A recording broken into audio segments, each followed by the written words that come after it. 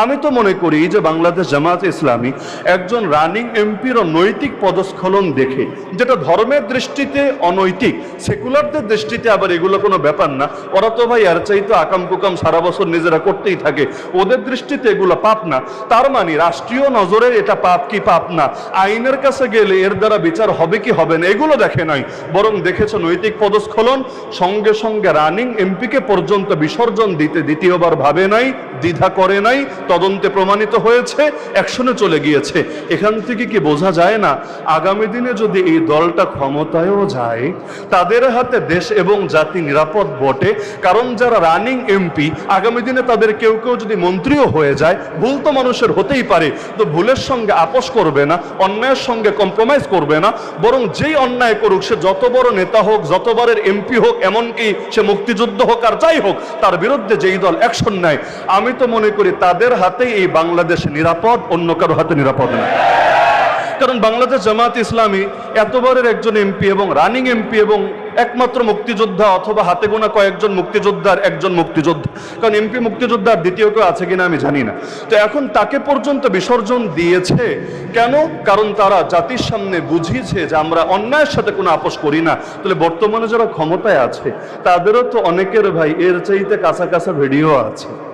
75 বছরের একজন মানুষের একটা কাপড় পরা ভিডিও এমন না, বরং একদম 18+ এইচডি ভিডিও, তাও কাপড় পরা না, একেবারে রকেট লঞ্চার থেকে শুরু করে ক্ষেপণাস্ত্র, কামান যা কিছু আছে সব কিছু উৎক্ষেপণের ভিডিও গোটা জাতির কাছে আছে না অনেকেরটা। আমি নাম নিতে চাই না, আমাদের সিলেটেরও এমন নেতা আছে, সংসদে গিয়া বুক ফুলে কথাও বলতে পারে, কিন্তু তাদের লিঙ্ক একদম শরীরের অঙ্গ প্রত্যঙ্গ একদম সব কিছু জাতির সামনে স্পষ্ট আছে। আপনারাও একটু এদেরকে বিসর্জন দিয়ে ইতিহাস সৃষ্টি করে দেখান না।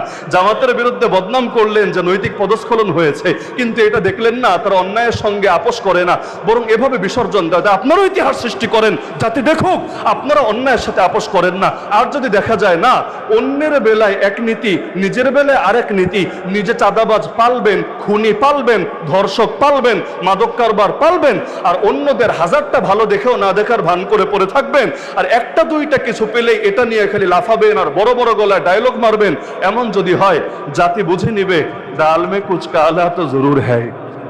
সে খুঁজবে কোথায় নোংরা পাওয়া যায়, কোথায় গান্দা পাওয়া যায়, কোথায় কোন এমপির কোনো পদস্খলন অথবা কোনো ভুলভ্রান্তি অথবা কোনো ত্রুটি পাওয়া যায়। ব্যাস সে অপেক্ষায় থাকবে 6 মাস, 1 বছর, 2 বছর, যদি কখনো পায় বলবে পাইছি রে ভাই পাইছি। এরপরে এটারে এমনভাবে ছড়াবে যেন এই দলের মধ্যে, এই ধারার মধ্যে, সংগঠনের মধ্যে ভালো কোনো কিছুই নাই, এরকম কিছু মাসে আছে কিনা সমাজে।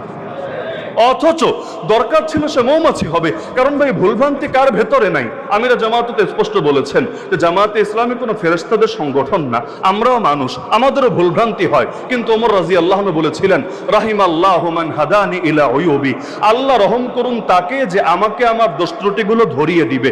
আবু বকর রাদিয়াল্লাহু আনহু প্রথম খুতবায় খলিফা হয়ে বলেছিলেন আমি তোমাদের মধ্যে সর্বশ্রেষ্ঠ না, যদিও আমাকে তোমরা দায়িত্ব দিয়েছো, ফাইন্নী কাদ উল্লিতু আলাইকুম ওয়া লাস্তু বিখাইরিকুম, সুতরাং আমি যেটা ভালো কাজ করব সেটাতে আমাকে সাহায্য করবা, আর আমি যদি মন্দ কিছু করি তোমরা ধরে আমাকে সোজা করে দিবা।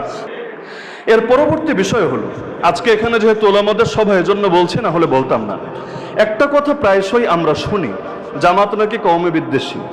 এমন ভয়ও দেখানো হতো ইলেকশনের আগে, জামাত ইসলামী ক্ষমতায় গেলে কওমে মাদ্রাসা বন্ধ করে দিবে, মসজিদের ইমামদেরকে মসজিদ থেকে বিদায় করে দিবে। এমনকি কোন কোন এলাকায় এই ভয় দেখিয়ে ভোটের মাঠে পর্যন্ত প্রভাব বিস্তার করা হয়েছে। এই যে